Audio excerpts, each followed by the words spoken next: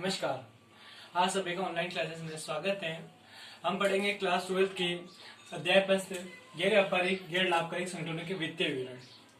गैर व्यापारिक से हमारा आशय ये होता है जो व्यापार जो लीगल अनलीगल होते हैं, उसी प्रकार से अपने गैर व्यापारिक गैर लाभकारी संगठन होते हैं। गैर व्यापारिक होते हैं जो माल का क्रय विक्रय करते हैं, वहीं गैर लाभकारी संगठन वो होते हैं जो सेवा भावना के उद्देश्य से कार्य करते हैं। इसका हम अर्थ देखते हैं। गैर व्यापारिक संगठन का आशय लाभ के उद्देश्य से माल का क्रय विक्रय करना। जो संस्था या संगठन व्यापार संलग्न में होते हैं वह गैर व्यापारिक संगठन कहलाते हैं। गैर व्यापारिक संगठन का मुख्य उद्देश्य माल का क्रय विक्रय करना और लाभ अर्जित करना होता है, ये गैर व्यापारिक संगठन कहलाते हैं। वहीं गैर लाभकारी संगठन वह होते हैं जिनका उद्देश्य लाभ कमाना न होकर सेवा भावना होता है, वह गैर लाभकारी संगठन कहलाते हैं। गैर लाभकारी संगठन के अंतर्गत समाज सेवा के काम से समाज सेवा के नाम से जो काम किया जाता है वह गैर लाभकारी संगठन के अंतर्गत आता है। इसमें मुख्य रूप से इसके कुछ उदाहरण हैं। इसके उदाहरण खेलकूद संस्थाएं, शिक्षण संस्थाएं, सामाजिक क्लब और अस्पताल आदि हैं। इसके उदाहरण देख लीजिए एक बार। खेलकूद संस्थाएं, शिक्षण संस्थाएं, सामाजिक क्लब, अस्पताल आदि हैं।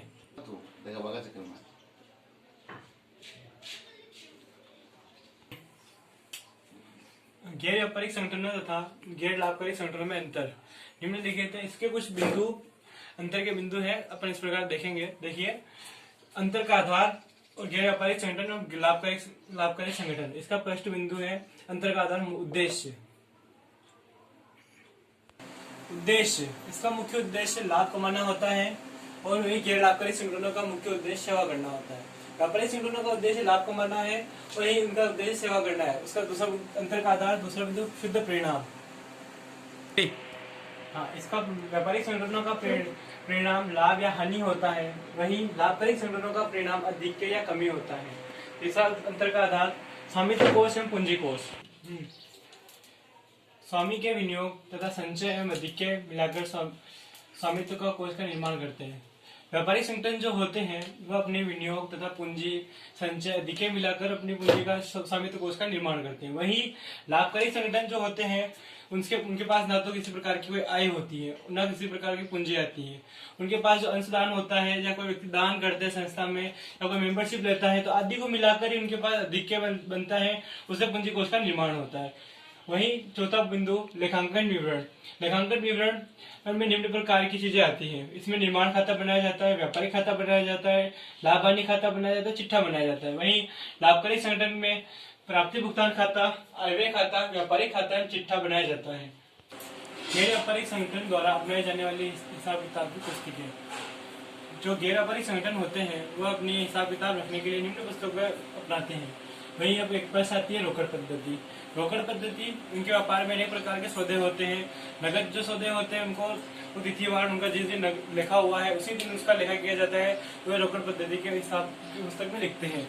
वहीं व्यापारिक हिसाब किताब पद्धति होगी। व्यापारिक हिसाब किताब पद्धति वह होती है कि व्यापार है तो उसमें उधार लेन देन होगा। उधार लेन देन होगा तो उस व्यक्तिगत व्यापारी का उसका लेखा किया जाता है, तो वो व्यापारिक हिसाब किताब पद्धति के अंतर्गत रखा जाता है। यह रोकड़ पद्धति में रखी जाने वाली आवश्यक पुस्तकें। हमने बिल्कुल बात की थी गैर व्यापारिक संगठन द्वारा अपनी हिसाब किताब अपनाने की आवश्यक पुस्तकें, जहां हमने ऊपर बात की थी गैर व्यापारिक संगठन द्वारा रोकड़ पद्धति रखी जाती है। वही रोकड़ पद्धति में आवश्यक पुस्तकें जो होती हैं वो निम्न। फर्स्ट बिंदु है रोकड़ पुस्तक। यह वह पुस्तक है जिसमें व्यापार में जो भी रोकड़ लेन देन होते हैं उनका लेखा इस पुस्तक में किया जाता है, वह रोकड़ पुस्तक के अंतर्गत आते हैं। वहीं दूसरा बिंदु स्टॉक बही। व्यापार में कितना माल अपने पास पड़ा हुआ है, कितना स्टॉक रखा हुआ है, सबकी जानकारी विस्तृत रूप से जिस पुस्तक में लिखी जाती है वह स्टॉक बही के अंतर्गत उसका लेखा किया जाता है, वह स्टॉक बही कहलाती है। वही तीसरा बिंदु खाता बही।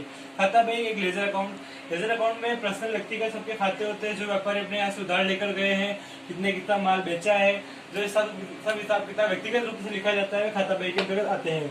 वही चौथा बिंदु वेतन तथा मजदूरी।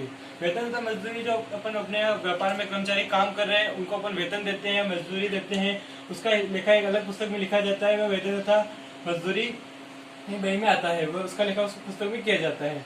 वही पांचवा बिंदु आय व्यय विवरण।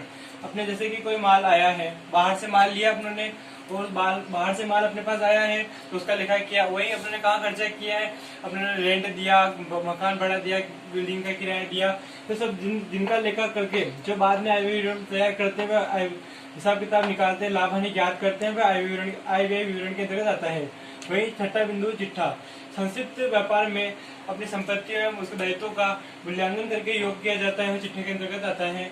वही विनियोग रजिस्टर, अपने व्यापार में कितना पैसा इन्वेस्ट किया है उसका जो लेखा किया जाता है वह विनियोग रजिस्टर के अंतर्गत आता है। कि अब जैसे कि अपने अभी पढ़ा स्टार्टिंग से गैर व्यापारिक संस्था का आशय, उसका अर्थ देखा अपनों, वही उसके बाद में गैर व्यापारिक संगठन व गैर लाभकारी संगठनों का अंतर देखा, वही उसके बाद गैर व्यापारिक लोकल पद्धति की आवश्यक पुस्तकें। तो उस जिनको जो अपनों ने पढ़ा है उसका आप लोगों को सबको फेयर कॉपी में नोट्स बनाने हैं, साथ ही मैंने क्वेश्चन लिख दिए हैं, सब क्वेश्चन और प्रश्न एक बार सब देख लीजिए। गैर व्यापारिक संगठन व गैर लाभकारी संगठन का आशय, तो मैंने आपको फर्स्ट में स्टार्टिंग वीडियो में जब स्टार्ट हुआ था तब मैंने आप सबको बताया था गैर व्यापारिक संगठन का अर्थ। तो अर्थ आपको अर्थ में इसके आशय के अंतर्गत वो अर्थ आपको लिखना है, जो वीडियो को पॉज करके देखकर उसका अर्थ आपको फेयर कॉपी में लिखना है। वहीं अपन सेकंड क्वेश्चन देखेंगे, गैर व्यापारिक संगठन तथा गैर लाभकारी संगठनों का आशय, सॉरी अंतर। तो अंतर मैंने आपको अंतर के बिंदु चारों बिंदु बताए थे, तो वीडियो को आप पॉज करेगा और वीडियो पॉज करके आप उसके अंतर लिखेगा, ठीक है। और उसके बाद रोकड़ पद्धति में रखी जाने वाली आवश्यक पुस्तकों को समझाइए। तो मैंने आपको पॉइंट बताए हैं, उसके 7 पॉइंट बताए हैं, तो 7 पॉइंट को डिटेल लिखिएगा। 7 पॉइंट की डिटेल्स अगर किसी को समझ में नहीं आती है तो मुझसे पूछ लीजिएगा, ठीक है। Thank you.